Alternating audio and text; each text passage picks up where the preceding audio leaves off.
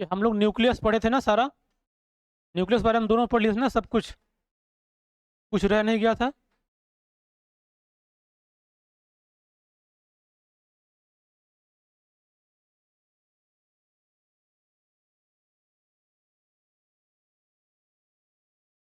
चलो देखो इधर, ये क्रोमोसोम कुछ ऐसा स्ट्रक्चर होता है ना। हम लोग यहाँ तक बात कर रहे थे। क्रोमोसोम के ये ऊपर वाले जो पार्ट होते हैं इसको क्या बोलते हैं? ये क्या होता है? टीलोमियर, ये वाला, है ना। और देखो इसमें दो आर्म हैं, एक छोटा और एक बड़ा, मतलब दो छोटा दो बड़ा। इनको बोलते हैं शॉर्ट आर्म और इनको बोलते हैं लॉन्ग आर्म। पास में आ रही है। और इसके बाद बीच में क्या होता है? सेंट्रोमियर। ये सेंट्रोमियर से ये अटैच होते हैं दोनों आर्म। बात समझे?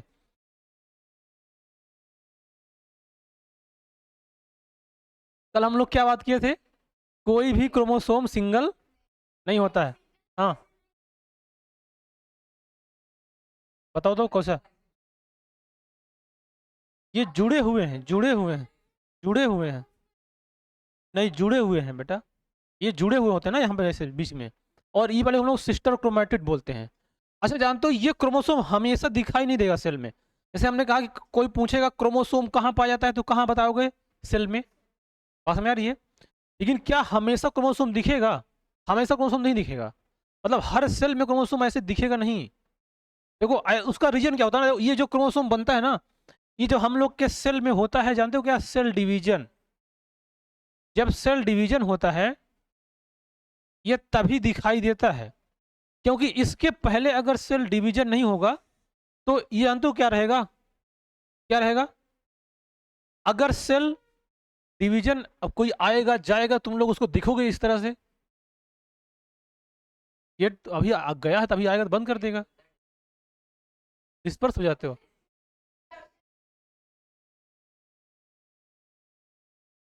कितने डिस्ट्रैक्ट आदमी हो यार तुम।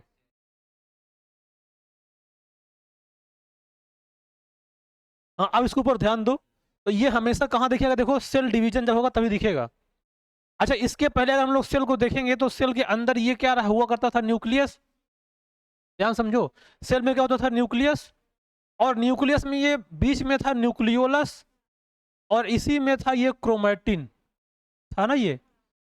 याद करो, हम लोग बताया था क्रोमैटिन ही आगे कंडेंस होकर क्या बनाएगा? क्रोमोसोम। तो ये क्रोमोसोम ना तब बनेगा जब ये क्रोमैटिन कंडेंस हो जाएगा। जैसे हमने एग्जांपल दिया था, अगर एक धागे को ऐसे पूरा उलझा दो तो वो क्या कहलाएगा? क्रोमैटिन। जब उसको गुंडी बना दो तो क्या कहलाएगा? क्रोमोसोम। और ये क्रोमैटिन क्रोमोसोम में तब बनेगा जब ये एक मान लो सेल है, अगर इस सेल को डिवाइड होना है। सेल डिवीजन, सेल का डिवीजन होता है सभी ऑर्गेनिज्म में। क्यों होता है ऐसा? सेल डिवाइड क्यों होती है?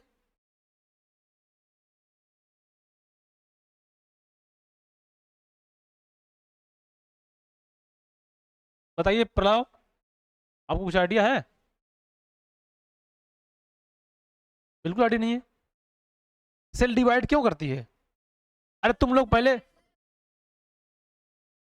पहले छोटे से थे, अब इतने बड़े हो गए हो।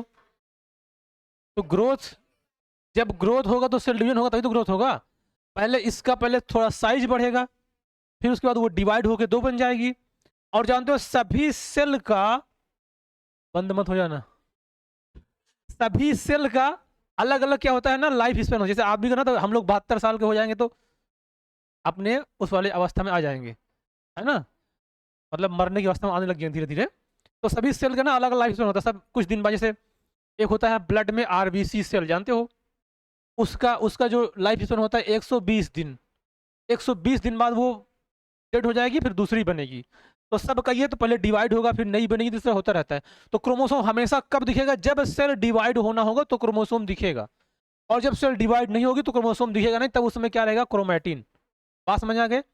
इसीलिए जब तुम लोग क्लास 11th में जाओगे तो एक एक्सपेरिमेंट कराया जाएगा कि सेल के, और जो ये सेल डिवीजन होता है ना, इनमें सबका बहुत सारा स्टेज होता है। हमने ऐसे बोल दिया कि ये एक सेल थी, इससे डिवाइड होकर दो बन गई, तो केवल बोल देना आसान है। इनको करने में बहुत परेशानी होती है। ये डिवीजन करने में बहुत सारे इसके स्टेज होते हैं। पहले इनका बंटवारा होगा, फिर दोनों अलग अलग हो जाएंगी, पोल पर चली जाएंगी, फिर बीच से कट जाएंगी। तो ये करने में उनका अलग अलग स्टेजेज हैं, पास में आई। तो वो स्टेज भी दिखाई पड़ता है, तो उसी में दिखाई दिया देगा वो सारा स्टेज जो सेल ग्रोथ करने वाली है। बात समझ में आई। तो अब जैसे जैसे मान लो अगर हम लोग बात करेंगे प्लांट की ना, अगर हम लोग मान लो प्लांट की बात करेंगे, तो प्लांट में अभी हम लोग आगे जब पढ़ेंगे तो प्लांट टिश्यू पढ़ेंगे। देखो जैसे मान लो प्लांट की, मान लो ये वाला एक कोई सेल है इतना बड़ा सा, तो देखो यहाँ पे ना ये जो पूरा ये वाला पार्ट है ये पुराना हो गया मान लो, और ये ऊपर वाला एपिकल पार्ट है, ये अभी नया है, क्या बोलेंगे इसको, एपिकल पार्ट। तो अभी इसमें ये उम्मीद है कि इसमें ग्रोथ होगा, अभी ये ऊपर बढ़ेगा, ये वाला तो अब नहीं बढ़ेगा ना, अभी नीचे है। अब फिर जब ये बढ़ के फिर से ग्रोथ हो जाएगा, तो अगर इस सेल को कट करके हम लोग देखेंगे तो हमको उसमें क्रोमोसोम दिखाई देगा। पास में आ गई ना। अगर इसमें देखेंगे तो क्या दिखेगा, क्रोमेटिन। इसीलिए एक्सपेरिमेंट जब कराएगा तो प्याज मंगाई जाएगी और प्याज को पानी में रख दिया जाएगा, ऐसे गिलास में ऊपर नीचे गिलास रख के, ऐसे मतलब गिलास लेके यहीं ऊपर यहाँ प्याज रख दिया जाएगा, यहाँ पूरा पानी भर दिया जाएगा। तो इससे उसकी जो रूट है ना बहुत तेजी से ग्रोथ कर जाएगी, ये रूट बस नहीं। और फिर इसी को कट करके इसी में देखा जाएगा, तो सेल डिवीजन के सारे स्टेज दिखेंगे, उसमें हमको क्रोमोसोम भी दिखेगा, और क्रोमोसोम के वो सेल डिवीजन के सारे स्टेज भी दिखेंगे। बात समझ गए। तो अब कोई समझेगा क्रोमोसोम कहाँ पाया था हमारे सेल में, कब दिखाई देगा, जब सेल डिवाइड होगी तब। समझ आ रहा है। क्या नाम था आपका, अन्ना, अनन्य, समझ आ रहा है। कल आप नहीं आए थे क्या, क्यों, गाड़ी खराब थी, चलिए ठीक है। वो हम लेकिन रिकॉर्ड हुआ है लेक्चर, अभी जब मेल पे चला जाएगा ना। आपने मेल लिखवा दिया है, यहाँ पे मेल लिखवाया गया है, मेल आईडी, ईमेल आईडी। तो बात समझ आ गई। अब देखो, अब इतना बात हम लोग समझे, अब इसके हम लोग आगे चलेंगे। हम लोग क्या पढ़ना शुरू कर रहे थे कि अगर सेल में न्यूक्लियस पढ़ लेंगे, अब आएंगे हम लोग इसके, देखो अंदर आएंगे, अब पढ़ेंगे साइटोप्लाज्म के बारे में। कहाँ पहुंच चुके हैं, जो ये सेल थी, ये वाला कलर तुम लोग को दिखाई दे रहा है कि दूसरा कलर चेंज कर दें।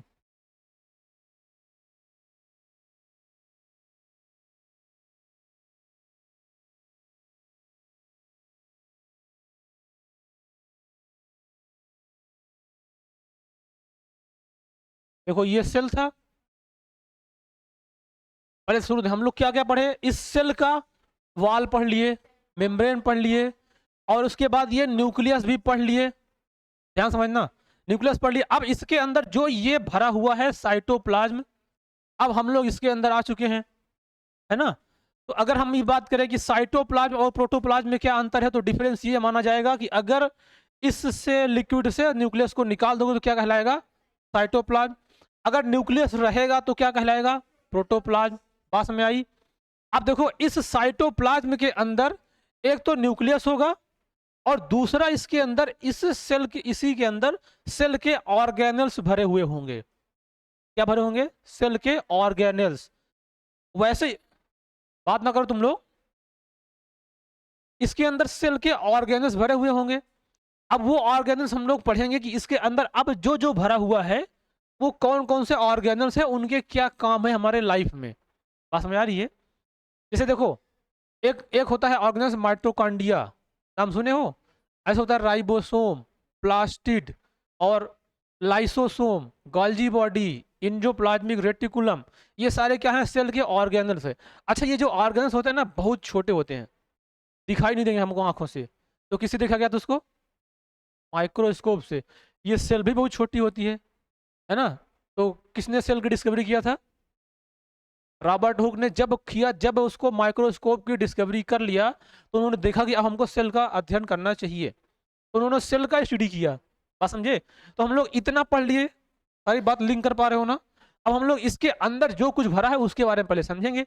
तो अब इसके अंदर जो कुछ भी है पहले देखो, उसको लोग बोलेंगे साइटोप्लाज्म। अब देखो यहाँ पे ये बात लिखा है, the protoplasm mass of the cell excluding nucleus is called cytoplasm.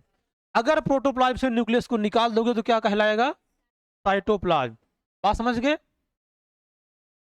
अगला पॉइंट देखो लिखा है, cytoplasm consist of two type of structure. एक होगा हमारा मैट्रिक्स और एक होगा सेल ऑर्गेनल्स। तो ये मैट्रिक्स में contains water 90% and protein of the high molecule. और उसके बाद होगा सेल ऑर्गेनल्स। अब देखो मैट्रिक्स किसको बोलते हैं, मैट्रिक्स तुम लोग सुने थे कभी नाम, किसको बोलते हैं? अरे देखो जैसे मान लो ये सेल बनाएंगे ना हम, जब कोई भी एक सेल, तो इसके अंदर जो कुछ ये बीच वाला कंटेंट है ना, ये मैट्रिक्स कहलाएगा। जैसे बीच में जो कुछ भरा होता है किसी की, वो मैट्रिक्स बोला जाता है। तो ये तुमको हमेशा मिलेगा ये वर्ड। तो जो समझो बीच में है, तो क्या भरा है बीच में, लिक्विड भरा है मैंने सोल्यूशन, और वो क्या कहलाएगा, साइटोप्लाज्म, तो मैट्रिक्स है। तो जो भरा हुआ है लिक्विड जैसा, वो क्या कहलाएगा, मैट्रिक्स। मतलब मैट्रिक्स में क्या भरा, लिक्विड। अब उसमें देखो क्या क्या है, यही प्रोटीन होगा बहुत हाई मालिक्यूल का, और वाटर होगा, यही तो होगा सोल्यूशन जो बनेगा, तो है ना। और दूसरा क्या होगा, सेल ऑर्गेनल्स होंगे। दो बात होगा, क्या क्या इसके अंदर क्या क्या भरा होगा, एक तो मैट्रिक्स में क्या भरा होगा, 90% वाटर, और protein with high molecules. High molecule के प्रोटीन, जैसे प्रोटीन के बहुत सारे टाइप होते हैं, प्रोटीन एक टाइप का नहीं होता है ना, प्रोटीन के बहुत सारे टाइप होते हैं। तो हाई मालिक्यूल जिस प्रोटीन का होता है, वो वाला प्रोटीन भरा होगा, और क्या भरा होगा, वाटर भरा होगा। ये दोनों दोनों मिला के बन जाएगा वही साइटोप्लाज्म। बात समझ आ रही है? अब देखो cytoplasm is often differentiated into the inner granular region and called, इसको इंडोप्लाज्म, और पेरिफेरल रीजन को बोलते हैं इक्टोप्लाज्म। अब जैसे देखो इसके अंदर मान लो, यहां बना रहे फिर से दोबारा, ये सेल है। तो अब देखो इस सेल में देखा जाए तो कुछ साइटोप्लाज्म में ऐसे होंगे जो कि बाहर रहेंगे इसके वॉल के पास, है ना, और कुछ ऐसे भी हो सकते हैं जो कि इसके बीच में है। बात में आई? कुछ बीच में है, कुछ इसके किनारे हैं। तो इसको जो बीच में होंगे, मतलब जो किनारे किनारे होंगे, उसको हम लोग बोलेंगे, क्या बोलेंगे, इक्टोप्लाज्म। समझे? जो साइड साइड में होगा उसको क्या बोलेंगे, इक्टोप्लाज्म, और जो इसके बीच में उसको क्या बोलेंगे, इंडोप्लाज्म, है ना। पास में आ गई? तो यही बात ये है इसमें। अब ये, अब जो किनारे होंगे उसको हम लोग पेरिफेरल बोलते हैं, ये बार तुम लोग बताए थे। अगर किसी के साइड में कोई चीज हो रहा है उसको क्या बोलते हैं, पेरिफेरल। जो सरकमफ्रेंस तुम लोग बड़े होगे ना उसको। अब देखो आगे चलते हैं, यहां देखो, अब पहला ये आएगा, हम लोग को पढ़ेंगे सेल ऑर्गेनल्स। तो अब सेल ऑर्गेनल्स क्या है, जो उसके अंदर डला है ना। अब जैसे बॉटल के अंदर पानी डाल दो, बड़े छोटे छोटे उसमें पार्ट डाल दो, तो जो छोटे छोटे पार्ट रहेगा वही क्या कहलाएगा, सेल ऑर्गेनल्स, है ना। अब अच्छा, इसको हम लोग को ये इसी तो पढ़ रहे थे, अगर हम लोग सेल को पढ़ लेंगे, एक सेल के बारे में, तो उस सेल से जो कुछ मिल के बनेगा कैसा होगा हमें आइडिया लग जाएगा। सेल को पढ़ने का पर्पज यही था ना। जैसे हम लोग कह रहे हैं कि अगर घर मजबूत है कि कमजोर है, इससे जो जिस मटेरियल से बना है अगर उसको हम लोग जान जाएंगे तो समझ आ जाएगा। जैसे गांव में देखो कच्चा घर बनते हैं मिट्टी के, तो हम लोग जान गए ना मिट्टी से बनाया गया है। और ये जो यहाँ बने हुए हैं सब बड़ी बड़ी बिल्डिंग आरसीसी सीमेंटेड है, तो दोनों का हमको आइडिया है ना। तो कौन ज़्यादा मजबूत होगा, जो यहाँ पे आरसीसी बनाया गया है। तो इसी तरह सेल को पढ़ने का मतलब यही है ना। तो आप देखो इसमें पहले इसके जो ऑर्गेनल्स होते हैं ये दो टाइप के होते हैं। जो पहला नंबर है वो होता है डबल मेम्ब्रेनल ऑर्गेनल्स। मतलब कुछ ऐसे ऑर्गेनल्स हैं जिसकी जो बाहर की मेम्ब्रेन होगी वो डबल लेयर की होगी। समझ पा रहे हो कार्तिकेय, समझ पा रहे हो? इसकी मेम्ब्रेन डबल लेयर की होंगी, कुछ ऐसे ऑर्गेनल्स होंगे, और कुछ ऑर्गेनल्स ऐसे होंगे जिसकी मेम्ब्रेन सिंगल लेयर की होगी। अब जैसे ये डबल का है तो कुछ होंगे कि सिंगल लेयर की भी होंगी।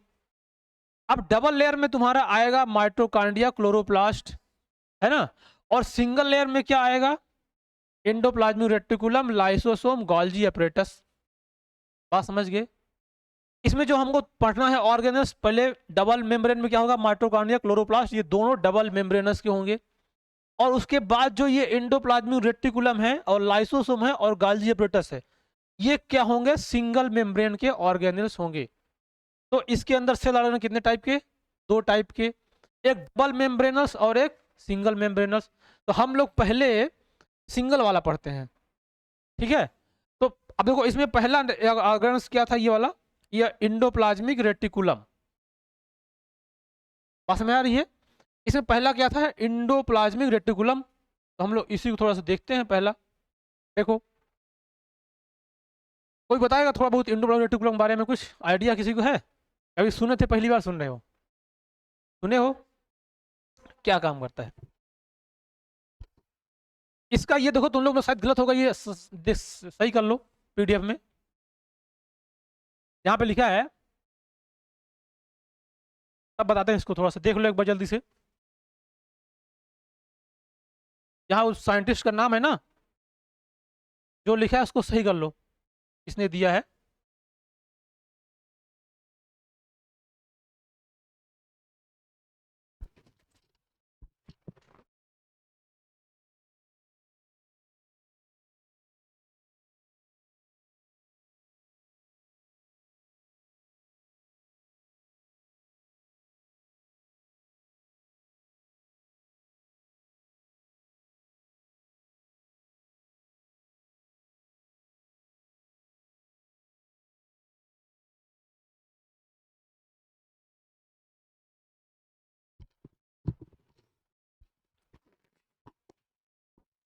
बना लिए?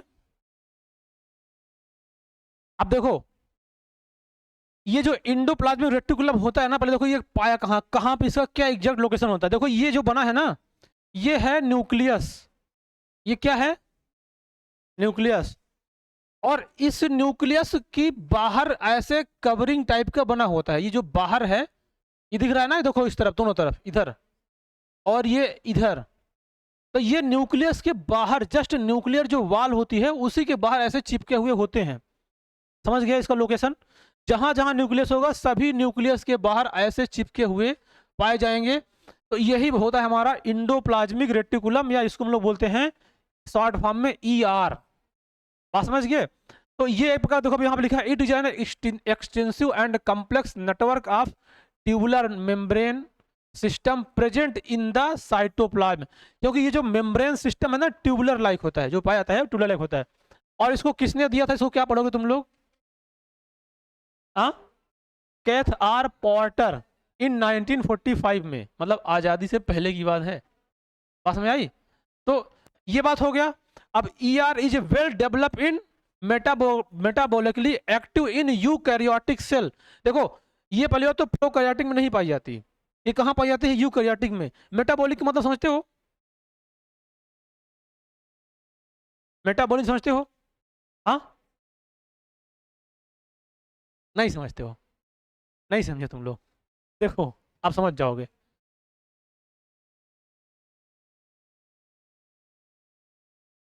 देखो मेटाबॉलिज्म में ना दो टाइप का होता है, एक होता है कैटाबॉलिज्म और एक होता है एनाबॉलिज्म। ध्यान सुनो, किसी भी लिविंग ऑर्गेनिज्म में जितनी भी केमिकल रिएक्शन अंदर चलती हैं उन सबको मिला दोगे तो क्या कहलाता है, मेटाबॉलिज्म। बात समझ गए? तो हम लोग जैसे खाना खाए, अब अंदर गया, डाइजेस्ट होता रहेगा, टूटता रहेगा, हमको एनर्जी मिलती रहेगी, तो कहीं ना कहीं टूटेगा, कहीं ना कहीं बनेगा। तो जो ये टूटता और बनता है उसी को हम लोग बोलते हैं मेटाबॉलिज्म। तो अब ये डिपेंड करता है कि किसी किसी में बहुत फास्ट टूटता बनता है, किसी किसी में बहुत धीरे धीरे चलता है। तो अगर कोई चीज टूटेगा तो कहलाएगा कैटाबॉलिज्म। बात समझ गए? जैसे मान लो कि अगर ये पार्ट है, ऐसे ये टूट रहा है, तो ये कहलाएगा कैटाबॉलिज्म। और अगर छोटा छोटा पार्ट मिल के बन रहा है कोई चीज, तो ये कहलाएगा एनाबॉलिज्म। मतलब इसमें मतलब होता है ब्रेक डाउन, और इसका मतलब होता है टू फॉर्मेशन, मतलब फॉर्म। तो आप देखो, जब हम लोग जैसे रोटी खाए तो रोटी जाएगा तो टूटेगा ना पहले पेट में, तो जब टूटेगा तो कहलाएगा कैटाबॉलिज्म, और जो भी टूटेगा कहलाएगा कैटाबॉलिज्म। और जब बनेगा तो एनर्जी हम लोग को बनती जानते हो किसके फॉर्म में, ATP के फॉर्म में। तो जब एनर्जी बनेगी तो कहलाएगा एनाबॉलिज्म। बात समझ गए? तो इन्हीं प्रोसेस जो चलते हैं इसको बोलते हैं मेटाबॉलिकली। अगर इस बोले ऐसे बोलते हैं, एक होता है मेटाबॉलिक रेट। जैसे ना किसी मान लो कोई देखने में बहुत पतला लेकिन खाना बहुत ज़्यादा खाता है, इसमें उसका मेटाबॉलिक रेट क्या है, ज़्यादा है। बात समझ गए? तो जो मोटापा वोटापा होता है ना, उसमें यही टेस्ट किया जाता है। एक होता है थायराइड टेस्ट, तुम लोग सुनोगे शायद।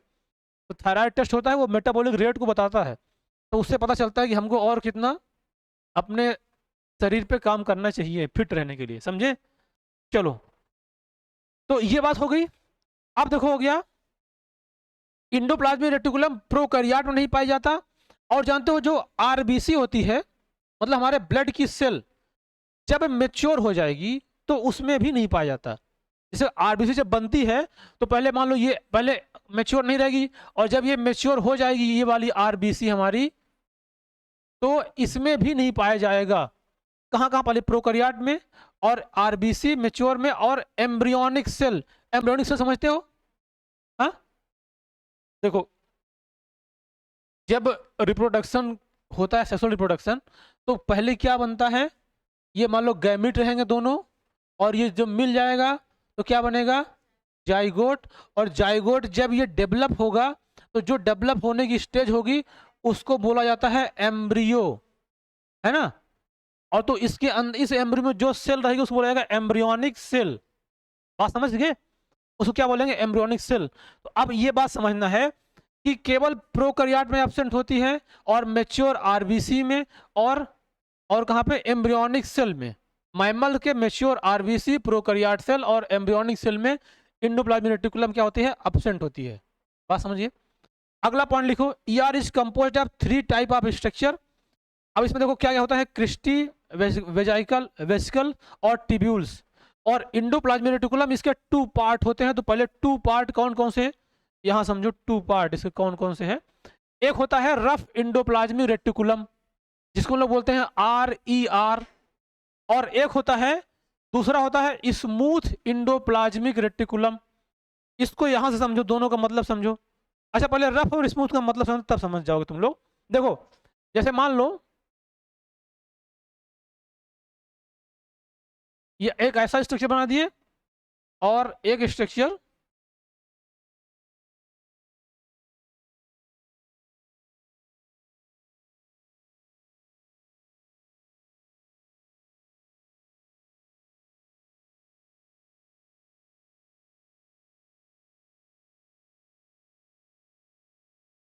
देखो इसमें ऐसे ये पहले तो एक सरफेस हो गया, 2 सरफेस बन गए। अब इन सरफेस में इस यहां भी सरफेस है, इन सरफेस में कुछ कुछ ऐसे रखा हुआ है, देख रहे हो। तो अगर देखा जाए तो ये वाला क्या कहलाएगा? स्मूथ। और ये वाला क्या कहलाएगा? रफ, है ना। तो इसी तरह से जो इसके ER के टाइप हैं, ये 2 टाइप के। एक होता है स्मूथ इंडोप्लाज्मिक, ये वाला स्मूथ इंडोप्लाज्मिक रेटिकुलम है, और ये वाला रफ इंडोप्लाज्मिक रेटिकुलम है। समझ गए? अब इसका स्ट्रक्चर देख लो यहाँ पे, इस वाले में समझ में आ जाएगा।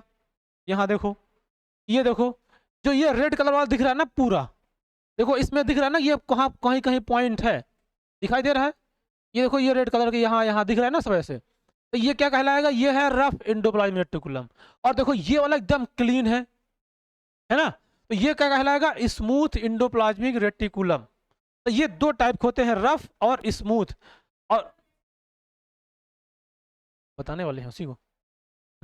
अब ये जो रेड कलर के जिसकी वजह से ये रफ होता है इसको बोलते हैं राइबोसोम। क्या बोलते हैं? राइबोसोम। तो ये देखो अब यहाँ पे आओ, ये देखो रफ इंडोप्लाज्मिक, ये in this type of surface look like rough due to the, ये नहीं रहेगा, due to the presence of ribosome. अभी राइबोसोम को ही पढ़ेंगे हम लोग। राइबोसोम एक्चुअली प्रोटीन के फॉर्मेशन में हेल्प करता है। क्या होता है? प्रोटीन फॉर्मेशन में हेल्प करता है। और दूसरा है स्मूथ, तो इसमें क्या होता है? ये राइबोसोम इसमें नहीं पाया जाता, तो इसीलिए क्या होगा? ये स्मूथ एंडोप्लाज्मिक रेटिकुलम कहलाएगा। समझे बात को? आप देखो थोड़ा सा फंक्शन बात कर लेते हैं इसके, क्या फंक्शन है। तो ये पहली बात, एंडोप्लाज्मिक रेटिकुलम जो होता है ये supporting skeletal framework of cell. पहला नंबर पॉइंट का मतलब ये है कि अगर इंडोप्लाज्मिक रेटिकुलम है तो सेल का एक फ्रेमवर्क बनाएगा। जैसे देखो फ्रेम मतलब ये होता है कि हम लोग की जैसी भी बॉडी दिख रही है किसकी वजह से है? स्केलेटल की वजह से। जो हमारी हड्डियां हैं उसकी वजह से दिखाई दे रहा है ना। अगर वो ना होता तो हम लोग ऐसे बिछा गए होते, है ना, उसकी तरह, केचुए की तरह, जहां मन होता लोटर जाते, है ना।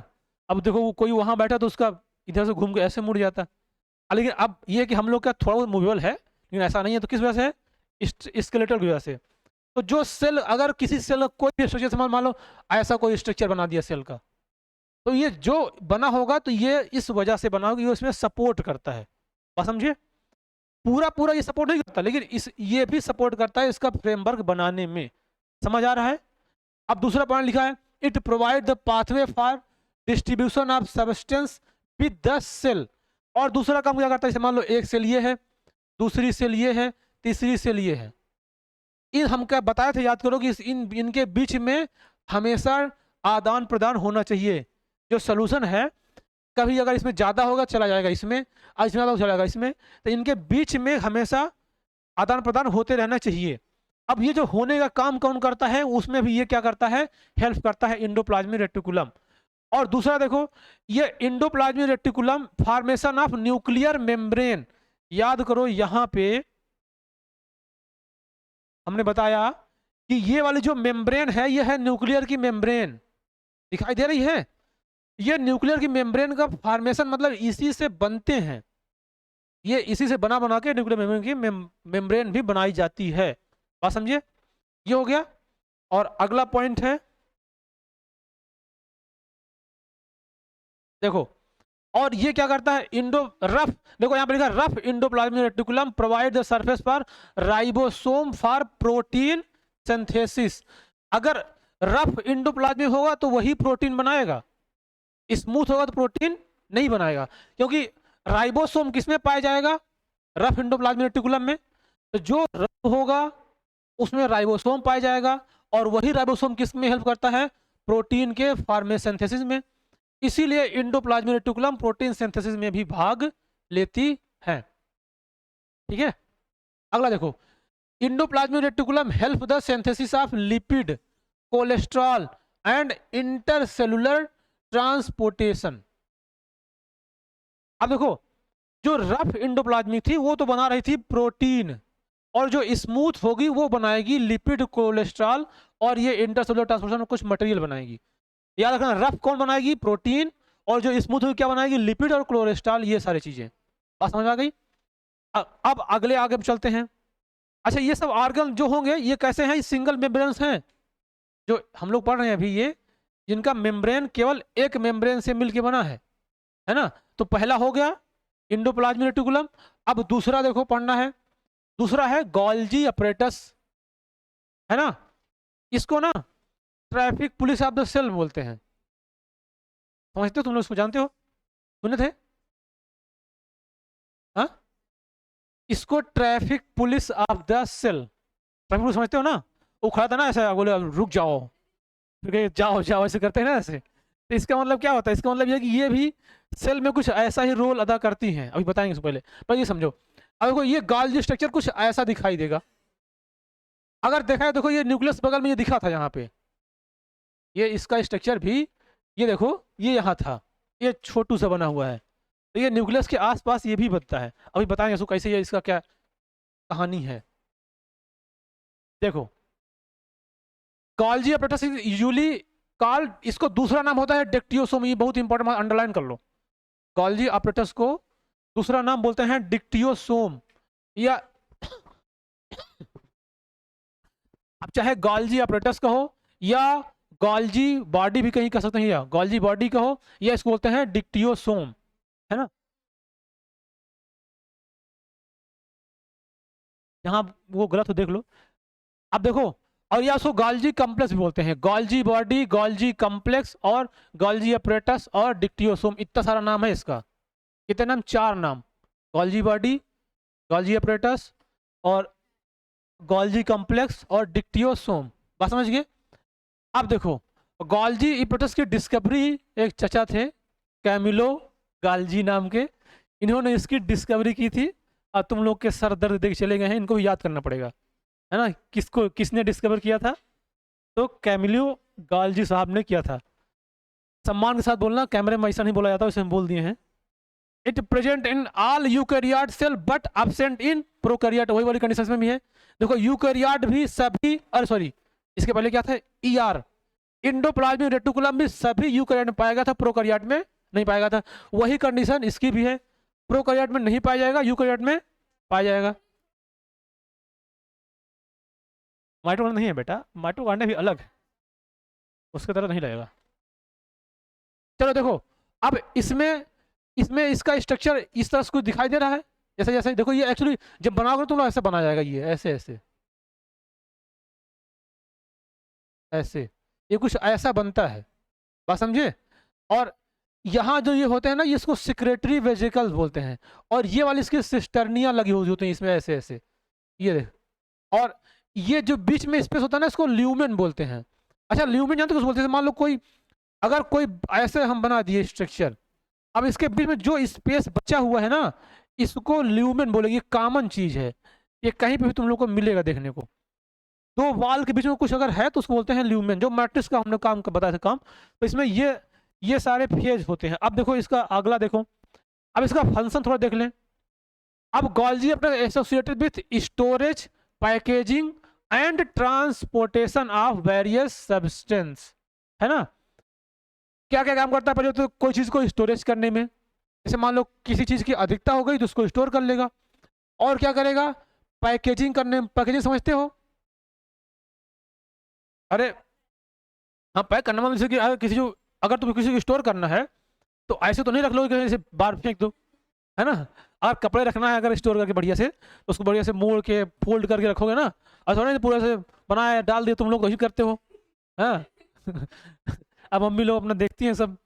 तो अब अगला देखो, और ये ट्रांसपोर्टेशन में हेल्प करता है। ये बताया ना, ये रुक जाओ, तुम जाओ, ये वाले जाओ, तो ये हेल्प करेगा कि अभी इससे ये वाली रुकी रहेगी, इसके बाद ये वाली जाएगी, फिर ये वाली जाएगी, जैसा होगा तो वो, इसीलिए उसको बोलते हैं traffic police of the cell. अब देखो, गोल्जी अपने associated with the secretion of polysaccharide, protein, enzyme and lipid. ये भी बहुत इंपॉर्टेंट बात है। जो गोल्जी अपरेटस होता है, ये क्या सिक्रेट करता है? ये पॉलीसेकेराइड, प्रोटीन, एंजाइम और लिपिड, जो हमारे जो भी किसी बॉडी में बनते हैं तो वो यहाँ से सिक्रेट होते हैं। अच्छा, तुम लोग पॉलीसेकेराइड समझते हो क्या होता है? ग्लूकोज समझते हो? ग्लूकोज जानते हो? जो ग्लूकोज है ना, एक प्रकार का सेकेराइड है, और ग्लूकोज मोनोसेकेराइड है। अगर वो कई ग्लूकोज मिल जाएगा तो डाइसेकेराइड बन जाएगा, और जब उस दो से अधिक मिलेगा तो पॉलीसेकेराइड कहलाएगा। बात समझिए। तो सेकेराइड जो होते हैं वो 3 फॉर्म में होते हैं, मोनोसेकेराइड, डाइसेकेराइड और पॉलीसेकेराइड। तो ये जो पॉलीसेकेराइड है, ये जो बनाता है पॉलीसेकेराइड, समझे। अगला आप देखो, in plant Golgi apparatus involve in the formation of cell wall material such as cellulose and protein. समझ में आई? प्लांट के केस में ये सेल वॉल बनाने में भी हेल्प करता है। एनिमल में तो सेल वॉल होता ही है, होता है। तो वही तो, एनिमल में सेल वॉल नहीं होता। अगर प्लांट में गोल्जी apparatus है तो वो सेल वॉल बनाने में हेल्प करेगा, और उस सेल वॉल का सिंबल बना होता है सेलुलोज से। समझ गए? तो ये इसका मेन फंक्शन हो गए। अब देखो अगला स्ट्रक्चर है लाइसोसोम। अब देखो लाइसोसोम का ये कुछ स्ट्रक्चर ऐसा दिखाई दे रहा है। ये एक कंप्लीट सेल है यहाँ जो दिखाई दे रही है। अब ये यहाँ से इसको हम पकड़ के ले आए हैं लाइसोसोम, और इतना छोटा को बड़ा करके दिखाया गया, तो ये हो गया लाइसोसोम, है ना। जानते हो लाइसोसोम को suicidal bag of the cell बोलते हैं। मतलब ये सेल की आत्महत्या की थैली है। कभी कभी सेल ना अपने आप सुसाइड कर लेती है सेल। कभी कभी जब सेल का मन करता है, जब बहुत डिप्रेशन में चली जाती है पंखे में लटक जाती है।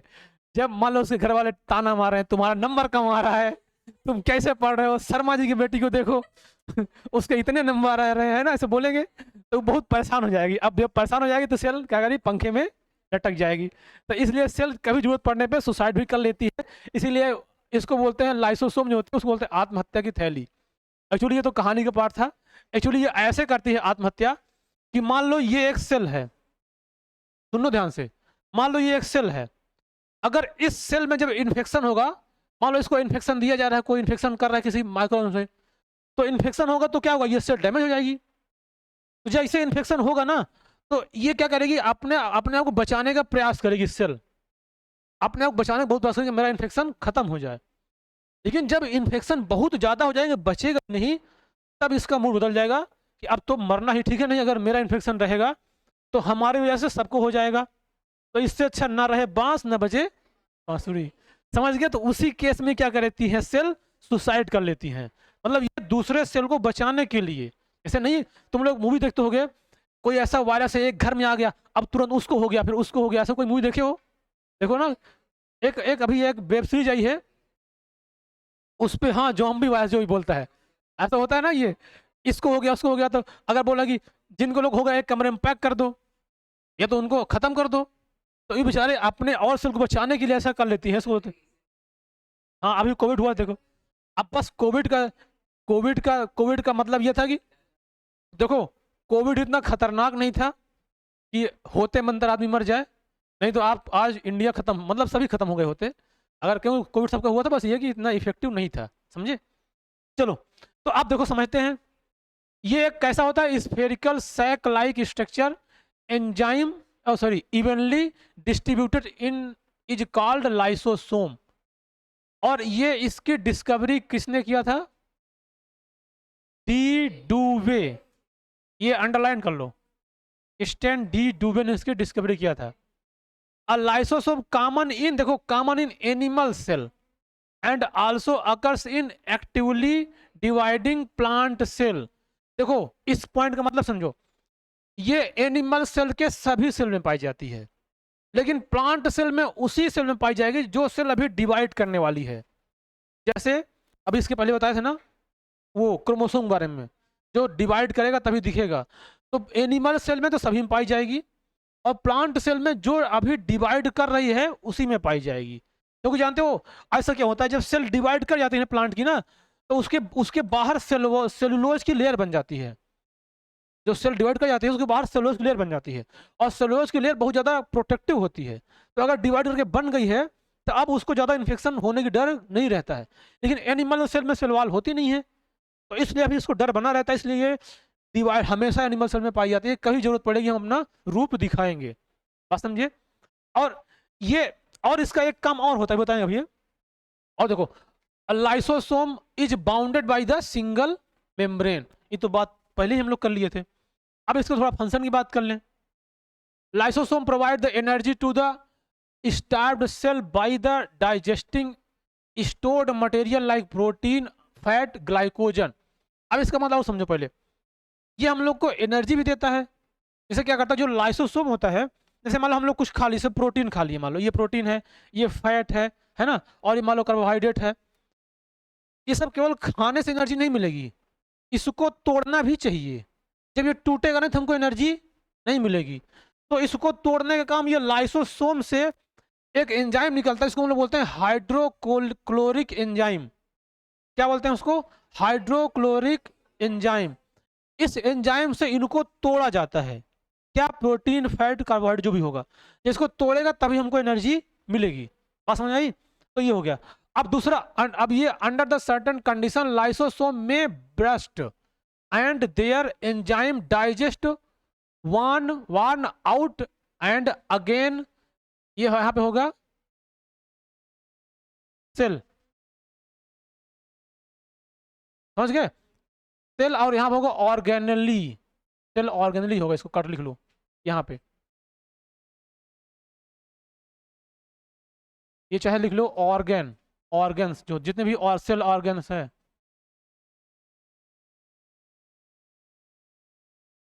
अब इसको अब इसको बोलते हैं ऑटोफैजी, ये वाला हा? ये सही है, ये मतलब बस्ट, ब्रस्ट मतलब फटना, क्या उसकी स्पेलिंग क्या होता है, हा? इसके स्पेलिंग ब्यूस्ट होती है, तो करेक्ट कर लो इसको भी, ये फट जाएगा और वो सेल की डेथ हो जाता है, तभी बोला ना सुसाइडल बैग ऑफ सेल होता है, ठीक है। और इसको बोलते हैं, अब जब ये होता है तो उसको बोलते हैं ऑटोफैजी। देखो फैजी मतलब होता है ना खाना किसी को, अगर अपने आप को खा लेगा उसको बोलेंगे ऑटोफैजी, है ना। Hence lysosome are called suicidal bag of the cell, समझ गए। अब lysosome defend the body by ingesting microorganism toxin and carcinogen. देखो कितना महत्वपूर्ण है लाइसोजन, ये लाइसोसोम जो है, अगर किसी प्रकार का इन्फेक्शन हमारे सेल में होता है तो यही उसको मारने का काम करता है। वो लाइसोसोम क्या निकालेगा, यही हाइड्रोक्लोरिक एंजाइम निकालेगा और उसको मारेगा। और अगर कोई कोई मान लो किसी दिन डिप्रेशन में आके जहर पी लिया, अगर थोड़ा कम है तो उसको भी ये खत्म करने का काम करता है। और अगर कोई कार्सिनोजन मतलब कैंसर काज करने वाले एजेंट्स अगर वो भी चले जाएंगे तो ये उसको भी मारता है। सोचो हमारे बॉडी कितना अच्छे सुरक्षित करता है ना। ये क्या कर देगा, कोई भी ऑर्गेनिज्म अगर आएगा, माइक्रो ऑर्गेनिज्म जो इन्फेक्शन करता है उससे मारने का काम करेगा उसको, और कोई टॉक्सिन आ जाएगा उसको भी मारने का काम करेगा, और कोई कार्सिनोजन मतलब कैंसर काज करने वाले एजेंट कोई घुस गया है तो उससे भी उसके हमारे प्रोटेक्शन करता है। जानते हो जो तुम लोग ये खाते हो टेढ़े मेढ़े कुरकुरा लेस जो आते हैं ना इस सब मार्केट में, तो उसमें बहुत ज़्यादा प्रिजर्वेटिव डाले होते हैं। उसको मतलब समझते हो? प्रिजर्वेटिव मतलब ये होता है अगर किसी चीज़ को रखने प्रिजर्व करने के लिए एक केमिकल डाला जाता है। जैसे कि अगर आज ही आलू पैक कर दो कल सड़ जाएगा, तो उसको बहुत दिन तक ना सड़े उसको एक केमिकल डाला जाता है, और वो केमिकल बहुत ज़्यादा कार्सिनोजन होता है। बात समझिए? तो उसको खाने से क्या होगा, तंबाकू खाने से क्या होता है समझ गए? तो प्रिजर्वेटिव में बहुत ज़्यादा कार्सिनोजन होता है, तो वो हमारा कार्सिनोजन एजेंट है, इसलिए तुम भी बहुत ज़्यादा तुम लोग मत खाया करो, ठीक है? ये सब। तो अभी क्लास का टाइमिंग इतना खत्म हो चुका है। अब सुनो ध्यान से, हम लोग आज पढ़े क्या कि जो ये स्ट्रक्चर में, अब इसमें कुछ बचा तो नहीं ना अभी? अब आ गया दूसरा, हाँ नहीं बचा है। अब देखो आज हम लोग इस साइटोप्लाज्म के जो सिंगल लेयर मेम्ब्रेनस ऑर्गेनल्स थे उसके बारे में हम लोग पढ़ लिए। इंडोप्लाज्म पढ़ लिए, लाइसोसोम पढ़ लिए, और गोल्गी एपरेटस पढ़ लिए। और अब हम लोग अगली क्लास जब होगा संडे को, या जब भी होगा संडे को होगा, तो हम लोग ये दोनों पढ़ लेंगे, माइटोकॉन्ड्रिया और क्लोरोप्लास्ट। उसके बाद फिर कुछ और चीज़ें एडिशन, जैसे सेल डिवीजन है, कुछ और पार्ट है उसको हम लोग पढ़ लेंगे, तो ये चैप्टर हो जाएगा खत्म। बात समझ गए? अब बात एक और सुनो तुम लोग, सबकी स्कूलों में अलग अलग रेफरेंस बुक चलती होगी, एक बात। और दूसरी बात ये कि कुछ बच्चे यहाँ पे आईएससी बोर्ड के हैं, आईसीएससी ना, उसके बोर्ड के आईएससी बच्चे हैं वो, और कुछ बच्चे सीबीएसई के हैं, और कुछ बच्चे यूपी के हैं, है ना? तो सबकी अलग अलग बुक है। बोलो ना, सुन लो ध्यान से, सबकी अलग अलग बुक होगी, अलग रेफरेंस बुक होगी, लेकिन सबके बुक में लिखा वही होगा जो हम लोग बात किए हैं। बस ये किसी की बुक में थोड़ा सा ज़्यादा लिखा गया होगा कुछ बातें, तो तुम लोग अपनी बुक को हमारे पढ़ाने के बाद ऐसे बैठ के मन लगा के पढ़ना। कुछ ऐसा पॉइंट ऐसा मिलेगा कि जो हम लोग बात नहीं किए हैं, तो वो हम जब लेके आना उसको हम लोग समझा देंगे। पास में आ गई? तो लेकिन तब तुम लोग पढ़ोगे तभी काम बनेगा, क्योंकि यहाँ पे पूरा बुक पढ़ाना पॉसिबल नहीं है, जैसे कि सबकी बुकें पढ़ाने लग गए हैं हम। हमारा कंसेप्ट क्या है, कंसेप्ट बताना है ना, तो कंसेप्ट समझ आएगा। और जो पढ़ोगे जब समझ नहीं आएगा तो हमसे पूछना, नहीं हम तुम लोग से पूछेंगे पक्का, ये काम तुम लोग करना है। बात समझ गए? चलो अब तुम लोग अगली क्लास करो, मैथ होगा शायद।